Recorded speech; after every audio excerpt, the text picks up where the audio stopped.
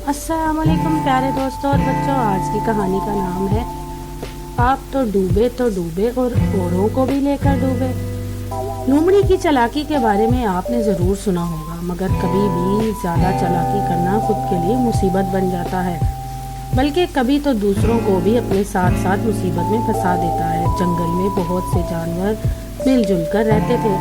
कभी ऐसा भी होता था कि कुछ शिकारी शहर से जंगल की तरफ शिकार खेलने के लिए आ जाते और जानवरों का शिकार करके इन्हें अपने साथ ले जाते। एक दफ़ा जंगल के सभी जानवरों ने लोमड़ी से दरख्वास्त की कि वो कोई ऐसी तरकीब निकाले कि शिकारी जंगल में ना आने पाए, और अगर आए भी तो जानवरों का शिकार ना कर सके। लोमड़ी ने सब जानवरों को तसल्ली दी और कहने लगी कि मेरे होते हुए तुम सबको फिक्र करने की ज़रूरत नहीं।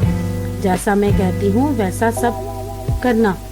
लेकिन हमें क्या करना होगा? बंदर ने पूछा। शिकारी आएंगे तो हम सब मिलकर इन पर हमला कर देंगे। जानवरों के हमले के खौफ से शिकारी जंगल से भाग जाएंगे और ये भी मुमकिन है कि वो आइंदा जंगल का रुख ना करें। लोमड़ी ने कहा और जानवरों ने शिकारी की बात बगैर सोचे समझे मान ली। जब शिकारी जंगल में शिकार खेलने आए तो लोमड़ी ने दीगर जानवरों के साथ मिलकर इन पर भी हमला कर दिया, मगर शिकारियों के पास बंदूकें थी, लिहाजा उन्होंने जानवरों पर फायर खोल दिए। फायर की आवाज़ सुनकर कई जानवर तो भाग गए, मगर लोमड़ी और बंदर को शिकारियों ने पकड़ लिया और अपने साथ शहर ले गए। शहर के चिड़ियाघर में अब लोमड़ी और बंदर पिंजरों में बंद थे।